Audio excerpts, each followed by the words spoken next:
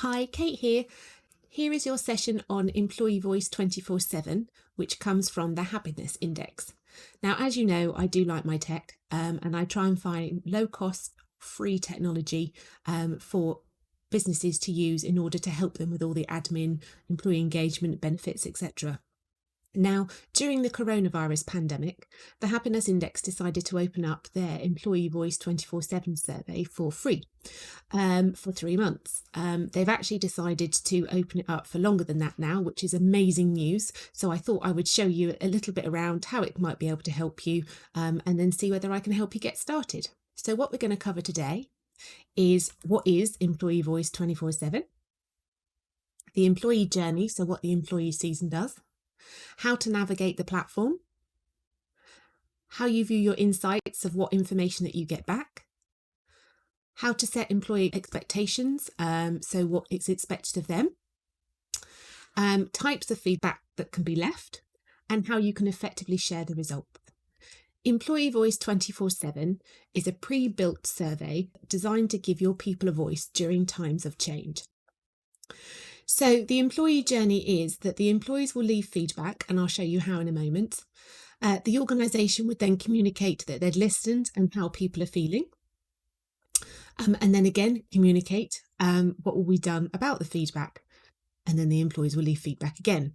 So it's great getting feedback from your employees, but there's no point in getting it if you're not going to do anything with it. So it's really important to make sure you've got a really good, strong communications plan, and also that you are consistent with it. Don't say that you're going to do something weekly when actually you know you've not got enough time to do it.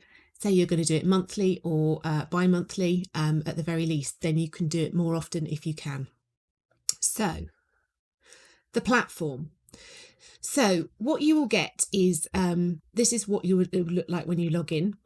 When you log in, you will see what your average score is, which is called the happiness index of your team. You will also see on there the link to your survey. So it's really, really simple and clear and not very difficult whatsoever.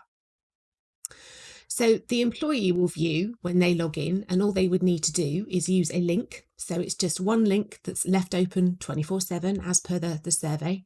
And they will get asked two things. One, how are you feeling today from 1 to 10?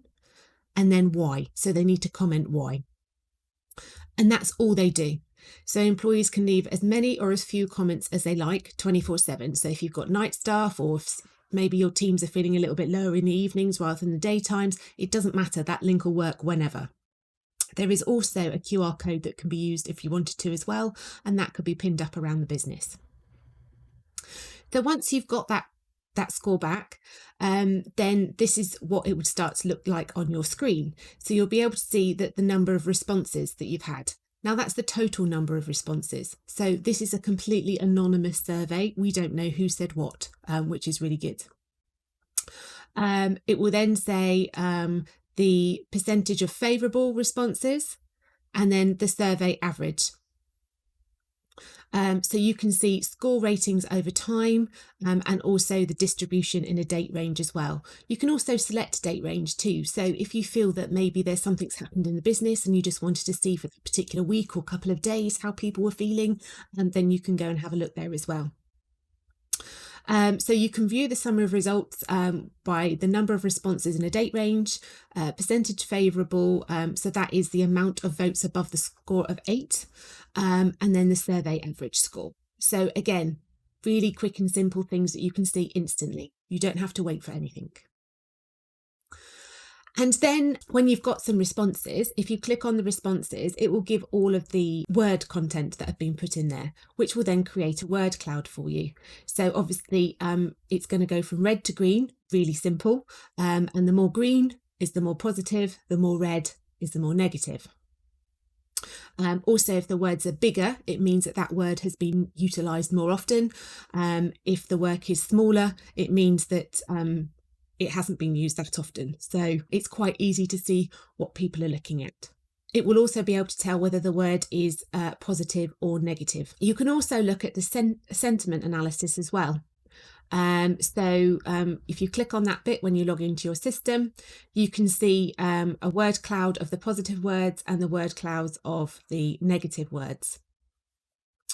And then you can click on this donut as well, and it will let you read the positive comments and the negative comments already in for you. So there's lots of clicks that you just click and it will tell you the information that you need. Really, really super simple. You can also produce reports too.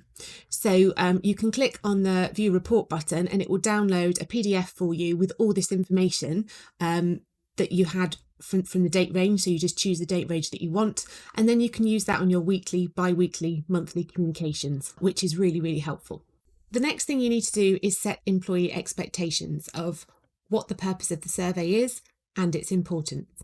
So the majority of things at the moment is going to be with around coronavirus, teams working from home, people that have been furloughed, making sure that we're continuing to keep that employee engagement and keeping connected with all of our teams and finding out how they're feeling, which is really important at the moment, because then if we know that people are struggling a little bit, we can either remind them of what benefits or support is available to them, or actually look at putting something in place to do that. You need to let them know when the survey opens and how it's going to be monitored. So literally the launch date, which will be great, and then how often the comments will be monitored. Set realistic expectations for this. Don't say that you're going to monitor them daily. Set aside an hour every Friday to have a look at the comments, and then at least then that is an achievable thing rather than setting some unachievable targets. Let them know what the format of the survey is, so explain it to them that it's one score and one comment. That's it, nothing more. But make sure that they understand that they need to put some context around that score. If they're feeling 10, why are they feeling 10? If they're feeling 2, why are they feeling 2? It doesn't have to be War and Peace. It just needs to be a couple of words in order to understand what's going on that day, time that they decide to do it. It is anonymous. So there's no need to put any time or dates or anything like that on it. It's completely anonymous and people can do it as many times a day as they want to. When they're feeling that their feelings change or their mood changes, they can go in and do it again. And it's also a really good outlet just to let them get those frustrations out, as I said before. And the final thing is results and updates. So make sure there's time in the diary that those updates are going to be shared. And I'll explain to you different ways that you can do that in a moment. But just make sure it's consistent. So as I said, weekly, bi-weekly if you want to start with, bi-monthly or monthly, whatever suits for your business. Okay, so the next thing is what should the team be actually putting down in the comment section? So it could be, and these are just examples that you can then share with the teams, collaboration, where they've maybe collaborated with somebody that they've never done before, that they maybe want to do shouts outs and appreciations, so peer-to-peer recognition. Some suggestions, recommendations or ideas is also something that could go in there. Maybe if they've had a process that might not have worked particularly well, they could then put it in, or if there's a new process that's come into the business, they could say yes, but again, make sure that there's context. So they could put that it's really bad and they don't like it, but why don't they like it? And it could be that there's not enough training or the system's a bit slow. So it's really important to put that context in. They can use it for general worries and concerns. That could be personal or to do with work. They could use it for personal achievements or new learnings that they're proud of. Social ideas. So if you wanted to create more of a social atmosphere at work, then this could be a way to put that in too. Company benefits proposals and offerings. So if they feel there might be something missing in the benefits package, they could use it for that too. To promote correctness, connectedness or belonging rather. So again, it's a way to connect with everybody wherever you are at the moment. It's just a way of just letting people know how you're feeling. And the last thing, or by no means least thing, is just a suggestion, would be equipment and any technical issues. So maybe if people are working from home, is there anything preventing them from working from home? Have they got problems with their monitors? Are they too high, too low? Are they starting to get backache? Those kinds of things that they could put in there to say, so I'm feeling bad because I've got the sun in my eyes or something like that. So it's just really important for them to put that context, but it can use for anything, positive or negative. At the end of the day, if an organisation doesn't know what's going on, they can't change anything. And This slide is a little bit about how, as an organisation, you would then do that feedback and share results.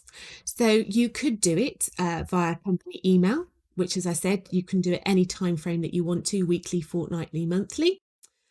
You could include it in a company newsletter that goes out if you have one of those. If you have weekly staff meetings, you could do it in there. It might then need to be funneled down if it doesn't include everybody. But I would suggest at the moment you try and do stuff as a company rather than individually as meetings, but it depends how your business works. And then you could do it via a video link, which could be pre-recorded. Who should give the feedback? Now, ideally, it should come from the top down, but it could be different people. So it could be the CEO, the chief exec, or senior management. It could be the HR team that does it, or it could be departmental managers. It depends how big your team is. And what should you include? So I would look at the weekly score of how people are feeling, because that's a really good thing. And then anything that's trending. Key themes from the comments, always try and address the negative ones first so you leave on a positive. And then what actions that the organisation is going to do in that time frame and when the deadlines are for that. And then the fundamental thing is to thank the employees for their participation. If they don't feel as though they're being thanked or valued, then they might not do it. And we want them to continue giving feedback so we know what's going on. So if you think that might be helpful for your organisation, then please feel free to get in touch and we can help you set it up, put a communications plan together and get it launched out to your employees. Thanks very much for listening.